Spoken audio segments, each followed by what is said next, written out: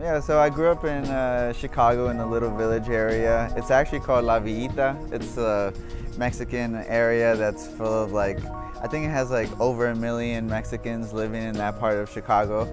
So I grew up in a Mexican community in Chicago. It was kind of like secluded from the rest of Chicago. It was like a really hood area. There's a lot of gangs and stuff like that, but there was a lot of people like my dad that went there from Mexico. Like my dad literally crossed the river and like walked for days and stuff, and he ended up there just like a bunch of my family.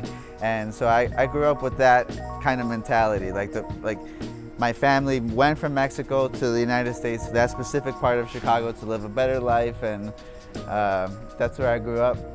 And I grew up listening to a bunch of salsa and cumbia and merengue and bachata and all these different types of Latin styles of music, and that's really what I feel, you know, like whenever I create music, I want to create music that makes people dance. That this passion of mine really transcends just like performing, you know, it really is there to connect people. It connected us. Like we're from all different backgrounds. Like he's from Rochester, he's from Dallas, he's from Finland, upstate, and like Oregon. I'm from Chicago, but like we all came together, and no matter where we started, we're here together.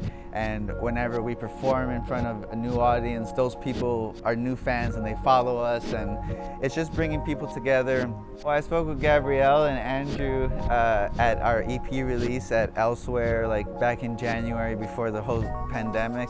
And when Gabrielle told me about the idea of starting a sustainable clothing brand, I was already thinking about that kind of stuff. My wife, she studied fashion at the New School, so she taught me all about the harms of fast fashion and all of that. So I knew that I wanted to do something with that, and it's always great to tie music with fashion and just like art in general. So as soon as we had that opportunity, I felt like we had to jump on board, you know. It made a lot of sense and it was really inspiring.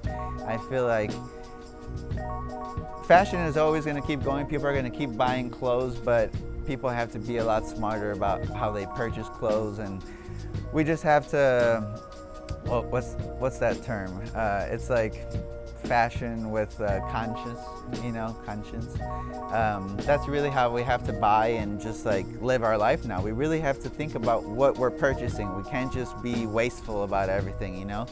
So the fact that you guys started this company is really inspiring, and I knew that we should be a part of it.